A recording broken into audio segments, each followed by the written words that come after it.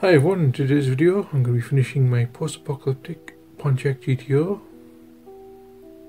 So for those of you who've never seen this build, I started this build back in 2021. I can't believe it's been that long.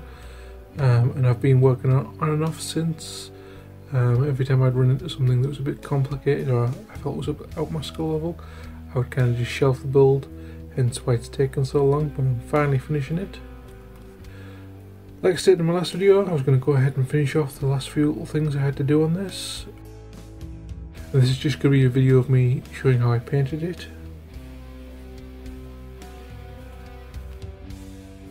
So way back when I started this, I originally mixed up this lime green paint, but since that was a few years ago, I've since used that paint up on several of the builds.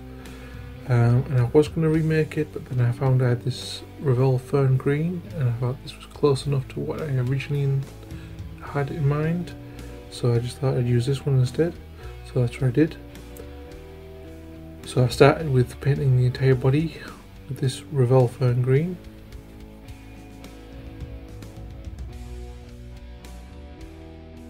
Through the process of painting the body, I found the front bull bars and the tombstone at the back was kind of interfering with me being able to get the paintbrush into certain places. So in the end I just had to pull them off, and I'll put them back on when I finish painting this thing. Next, for the armour panels, I started with a base coat of Revell rust, and then I was going to go over the top of that with some other colours. I then stippled on some Revell aluminium onto the weld seams to kind of show that these were welded on but also kind of corroded over time. I also did this for the diamond plate pieces, as well as some of the other metal parts such as the rocket launcher setup on the roof. For the armoured side panels, I stippled on some Revell olive green just to make this look like they were pulled from some kind of wrecked military vehicle. I then used some Revell metallic steel on the front windshield just to kind of give it the idea that this was made up of a thick piece of industrial steel that was cut to shape and slowly corroded over the years. For the minigun and the rear mortar launcher, which I painted off camera, I used some Revell matte black as the base coat. For the interior, I decided I didn't want to do my usual of painting the interior black, grey or brown, so I kind of looked up some real life versions of the Pontiac and found out that they did option it with a grey leather interior, and so to do this I used some Revell olive green to mimic the green leather interior that the car could have come with. I also noticed that a lot of the engine bays of the real life Pontiacs that I was looking at were matte black, and originally I just presumed they would be the same as the body colour, but even on the box, as you can see here, it's evident that it's supposed to be painted matte black. So I broke out the Revell matte black and then just did the same. I also used this for the boot trunk interior because there's a bit of a gap where the mortar launcher is and you will see into it, so I thought I'd just paint it black so you won't see us so well. Moving on to the fuel tank, I used some Revell Stone Grey as a primer, and then I followed this up with some Revell Fiery Red. I then painted any of the metal parts in the interior with a base coat of Revell rust. Following this, I used some Revell aluminium to paint the air filter, the centre of the steering wheel and the gear shifter, before then using it to dry brush the metal parts I previously painted rust, to give the look that these parts have been made up of salvage materials that have been found in the waste. Going back to the steering wheel, I finished it with some Revell wood brown, and then painted the skull and the gear stick with some Revell beige. For the monitor screen I used some Revell tank grey, and then for the buttons I used a combination of Revell Fiery Red, fern green, Luftwaffe yellow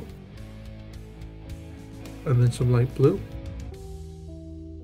For the underside of the car, I started by painting everything that wasn't the body with a base coat of Revell rust, you know, the running gear, axles and drive shafts and such. I then stippled on over the top of that some Revell matte black onto the axles, drive lines and lower sections of the suspension and even the chassis. For the leaf springs, I used some Revell metallic steel. I used some Revell aluminium for the transfer case, which is the part that makes the car four-wheel drive. For the suspension, I used a combination of Luftwaffe yellow, light blue and fiery red. For the exhausts, I use some Revell Bron. So next I want to add a bit of battle damage, so I decided to add some bullet holes, and for this I just used my hobby knife. And as you can see here, I just slowly drilled holes into the side of the car, and did the same for a few bullet holes all over the place.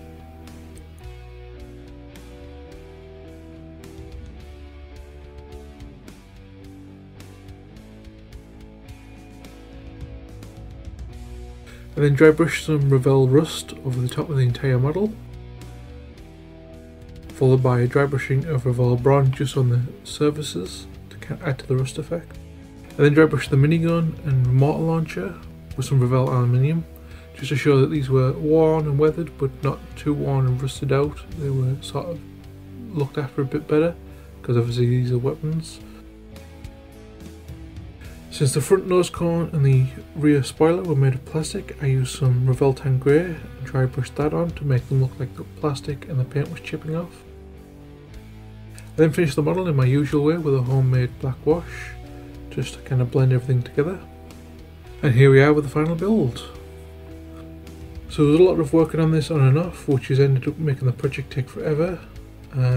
This is mainly because every time I shelve a project I generally just forget about it, which is also why I try not to shelve projects, because if I do I'll never get back to them. Although this build didn't turn out how I liked, because I had to change the design a couple of times, I'm still quite happy with how it turned out in the end. So I did have a few problems when it came to animating this. It's a lot bigger than where I'm usually used to animating. And I have a small space in which I animate. Another problem is I don't really have any puppets or action figures in this scale. So luckily enough, the car is all armoured up and the windows are covered up with armour.